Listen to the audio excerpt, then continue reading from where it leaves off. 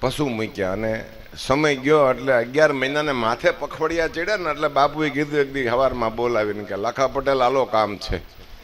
એ કે બાપુ કેમ? એ કે હવે ગાવું ને હોરવતું નથી, ગાવું ને હોરવતું નથી. આ મનુ ને મંગુ ને આ ગોરી ને આ મારી ઓલી ગૌરી ને આ બધું જો ને માથા મારે છે, એ કે પરગણા પકડે છે. એટલે બાપુ અહીંથી હાલતા થયા ને એટલે આ કેળા પરિવાર આખો હુઈ ગયો બાપુ પાસે પગમાં કે બાપુ અમે ભેગા, હવે ન જવાય, આ તો ભવની પ્રીત છે ને તમે ઓળખાણ કરાવી દીધી છે. પછી મનામણા સમાધાન થાય છે, આખું ગામ આવી જાય છે. તો નાનું એવું ગામ હશે એ સમયમાં 350 વર્ષ પહેલાં બાપુએ વચન આપ્યું, ધજા ફરકાવજો, ધૂપ કરજો, સ્થાપના કરજો અને મારા બેહાડેલા મહાદેવને પૂજજો, તમે ક્યારેય પાછા નહીં પડો. ગીગા બાપુનું વચન છે.